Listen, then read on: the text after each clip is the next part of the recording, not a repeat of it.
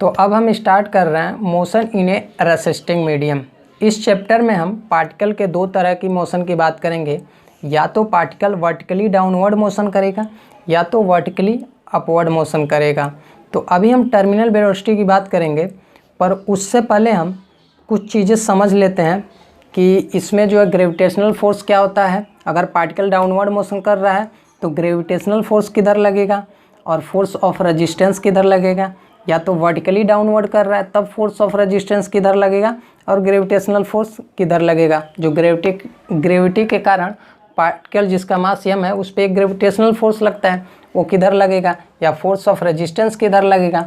तो अगर हमारे पास कोई पार्टिकल है जिसका मास m है, अगर वो वर्टिकली डाउनवर्ड मोशन कर रहा है तो इस पार्टिकल पर जिसका मास m है उस पर नीचे की तरफ एक फोर्स लगेगा जिसको हम क्या बोलते हैं, mg बोलते हैं। तो इस मोशन के अपोजिट डायरेक्शन में भी एक फोर्स लगेगा जिसका क्या नाम है, फोर्स ऑफ रेजिस्टेंस।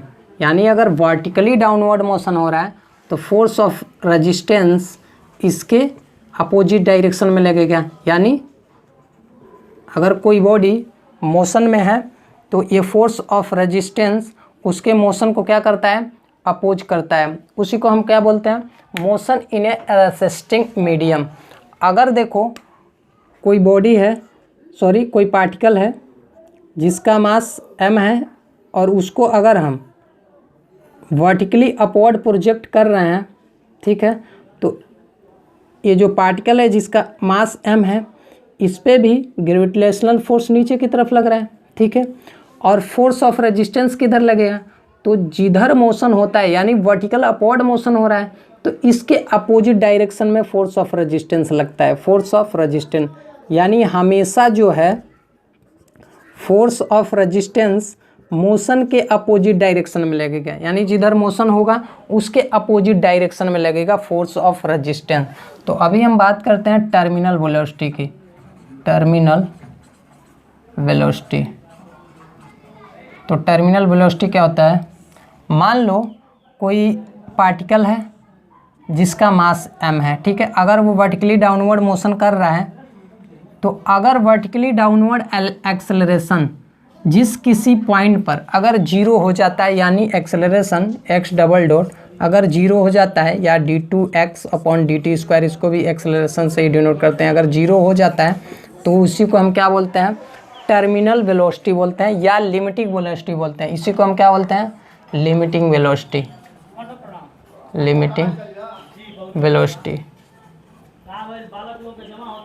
तो इसकी डिफिनेशन मैं लिख देता हूँ। If A particle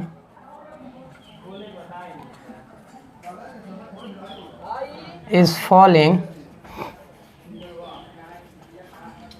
under gravity in a resisting medium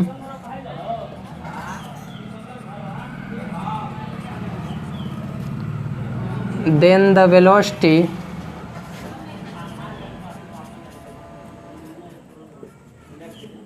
v when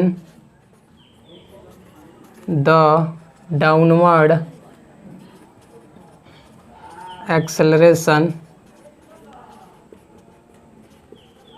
is zero called terminal velocity.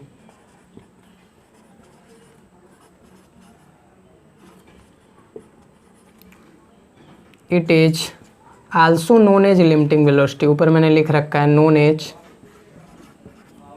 limiting velocity,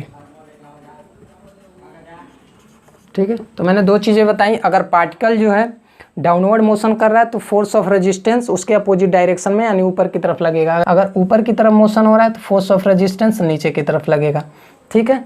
तो अगले लेक्चर में हम बात करेंगे वर्टिकली डाउनवर्ड मोशन की।